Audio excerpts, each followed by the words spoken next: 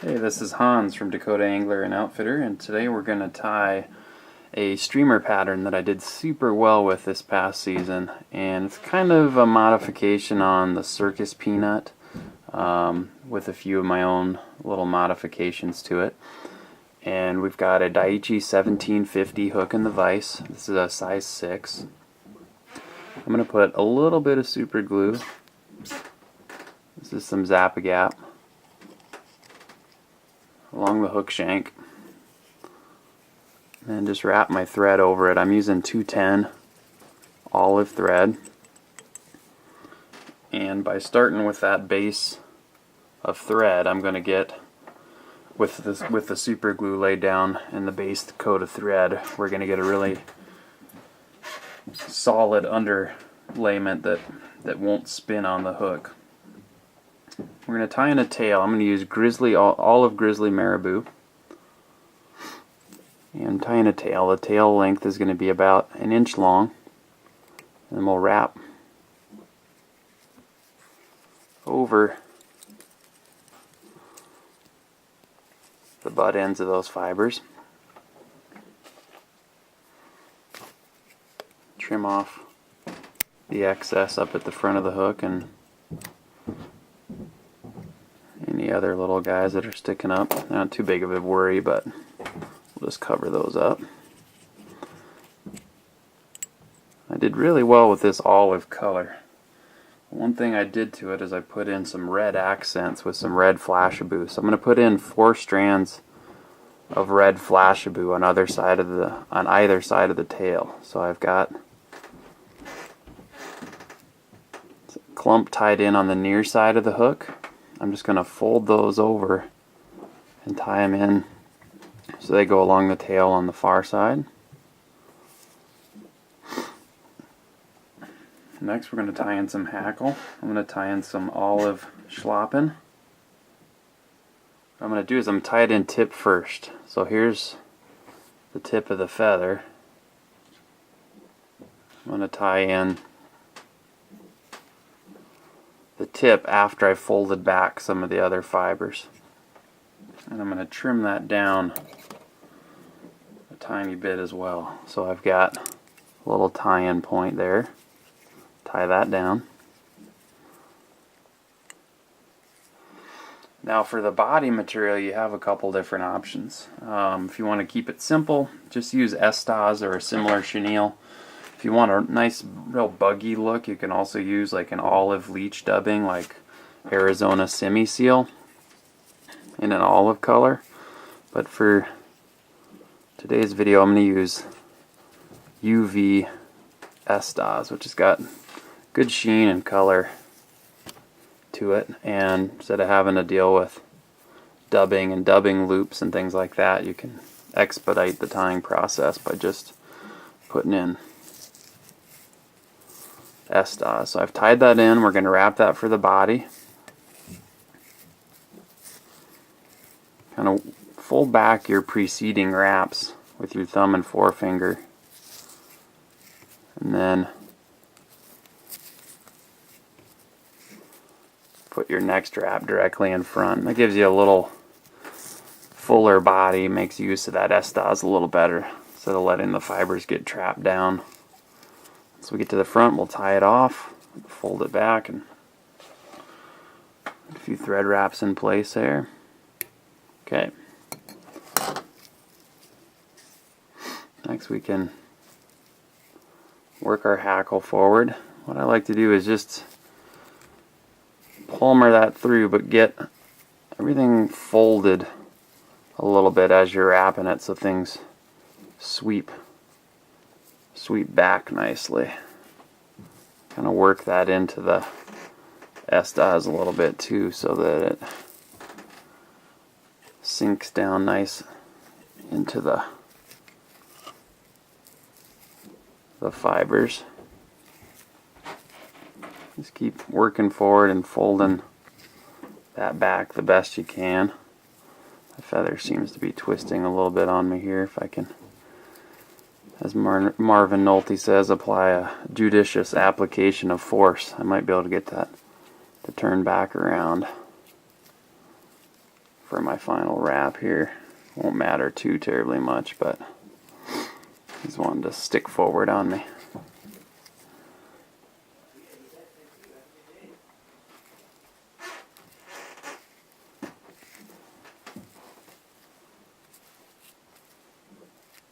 Twist him a little bit more. Okay, now that I'm at the front, we'll tie that off, fold it back,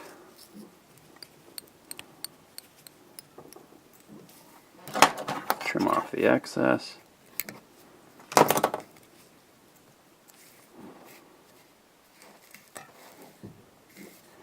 And then before we finish, this is an articulated fly, so before we finish, I'm going to tie in, this is the back half of the fly. And before we finish this back half, I'm going to tie in a few rubber legs. These are silly legs. And I'm going to tie in 3 strands. This is the barred silly legs. On one side of the hook, fold them over. Get those 3 strands on the other side as well. And then we'll do a whip finish.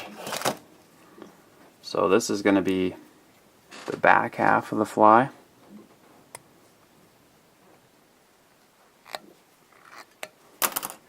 We'll have to trim off our thread, and then we'll put a little super glue on the head of this one. We'll set it aside, and we're going to put another hook in the vise. Same style of hook in on the front. Pan out just a little bit. And now we're going to take some wire. And this is like a multi-strand wire, like the Sanyo's intruder wire from Hairline Dubbin. This is gray. And we're going to thread it through the first hook, so that the first hook, the first fly we tied, has the wire looped through the eye.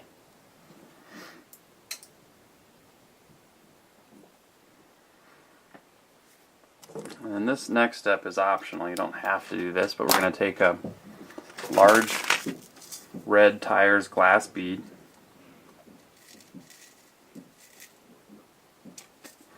We're going to put it, so we got our wire doubled over and our flies hanging on it. We've got 2 things here of wire, or our 2 ends of the wire, I should say. We're going to take that large Tyers glass bead and thread it right on. And then slide that back, and it forms a little loop.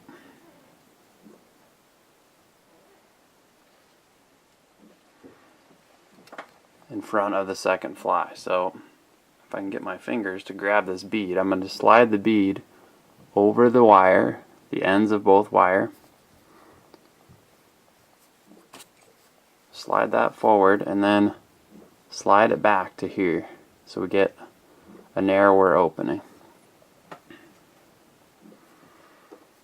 Then we can repeat the same step here, put a little bit of super glue as a base coat on our hook.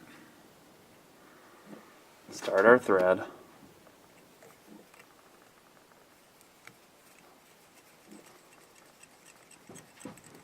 Oops. Caught that wire in there, get it out of the way. Now, trim out my excess thread here. I'm going to take this wire and I'm going to tie it along the hook shank on the near side of the hook. You want to make sure it's not twisted. You want a nice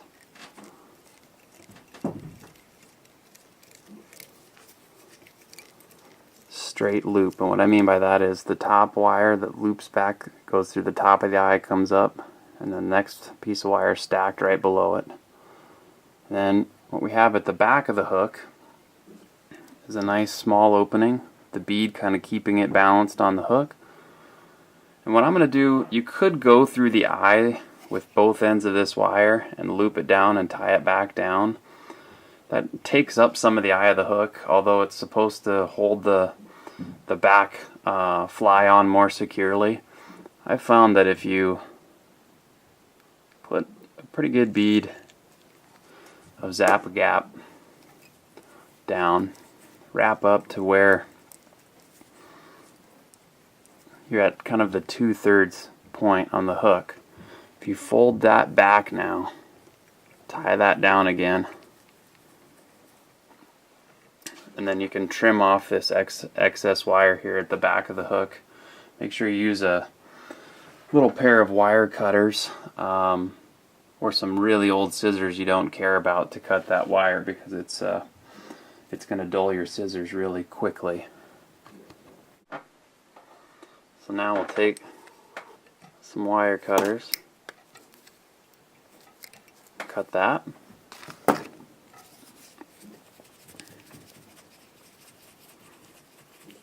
Give that all a nice little coat of thread. If you want to be double sure that that's all going to stay there, coat it up a little bit more and wrap over it one more time. Okay. So now on this front hook, we're going to tie a very similar pattern. It's almost identical. I'm going to take a couple more pieces of olive grizzly marabou. Try to find some good feathers that are nice and full, and then match up the ends. Tie those right on top of the hook, and then wrap over. You don't have to go all the way up to the eye here. Leave yourself a little bit of room. Trim that off. Come back. Want to add in some more of that red Flashabou. They seem to really like this red Flashabou. If it's like a wounded look to it, wounded minnow or wounded sculpin. We'll do the same thing. We'll tie a clump in on the near side, a couple wraps to tie it in, fold that over to the far side of the hook. We'll get another piece of olive schlappen. You can use a thick webby saddle hackle here too. Prepare it in the same way, fold it back, trim the end, tie that in. We'll grab our Estas again.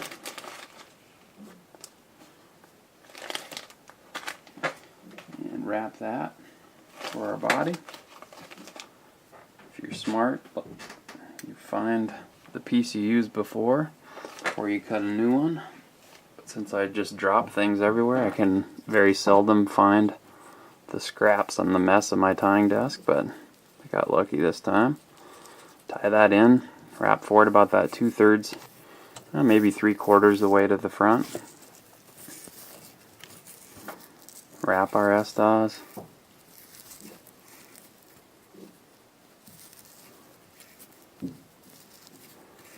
Tie that off once you've got to the front. Then trim the excess. Kind of like to fold everything back and get a couple wraps of thread in front of it. Now work your schlappen forward. Same way, try to fold it back and make sure we don't trap any fibers down as we're going forward as well.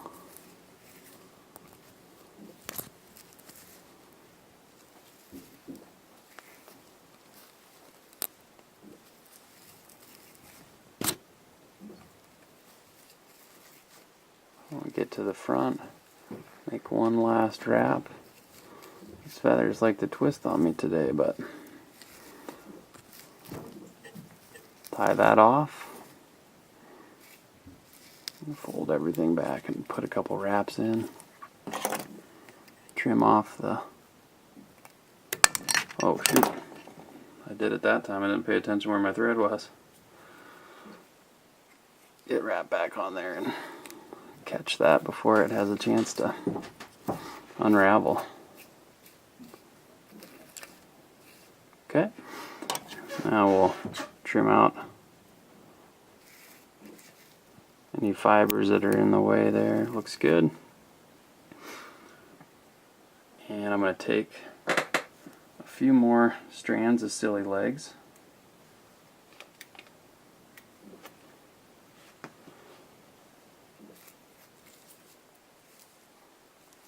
Tie that in on the near side, fold over, tie down on the far side. And then if those clumps are uneven, trim them so they're about the same length. You want them about the same length as the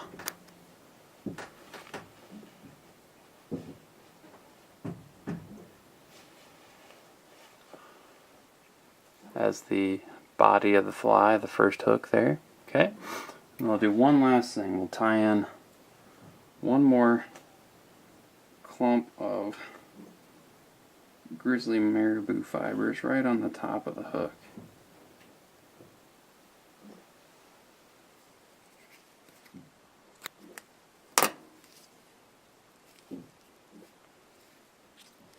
Put that down.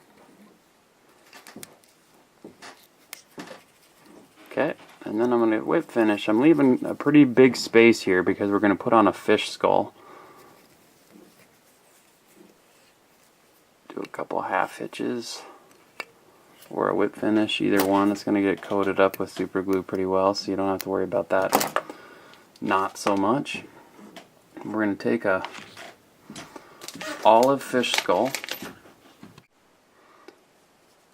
Actually, they call these chartreuse, but it's kind of an olivey chartreuse to me, but more olive than chartreuse. Put a little zap-a-gap over your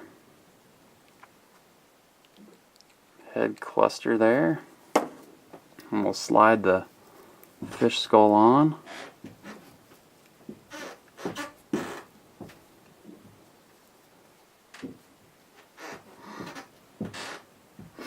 And then tie our thread back on and build a thread dam to keep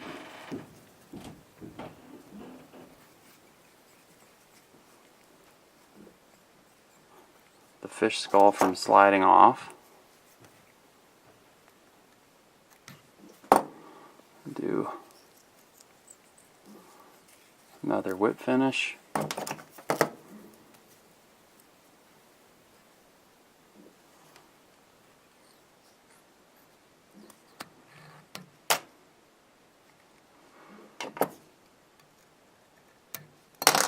Again, hit it with the zap-a-gap so the skull stays in place. Let that soak in a little bit. And now you've got a really big streamer that's got a big profile. Move the camera so we can see it a little bit better. And this one was really effective for me last year on bass, but more specifically on trout. On some of the bigger rivers I fished, like the North Platte, both in the Gray Reef sections and the Miracle Mile. You can change the color by just changing your marabou colors and hackles and estas and what have you. For some reason last year the olive color worked really well for me, but they seem to like that red mixed in with it as well. So tie some of these up and go fish them in some of your favorite trout rivers, or for smallmouth bass, largemouth bass. It's a really effective fly. Thanks for watching. I'm Hans from Dakota Angler and Outfitter, and Check out more of our videos and our website at flyfishsd.com. Thanks. Bye.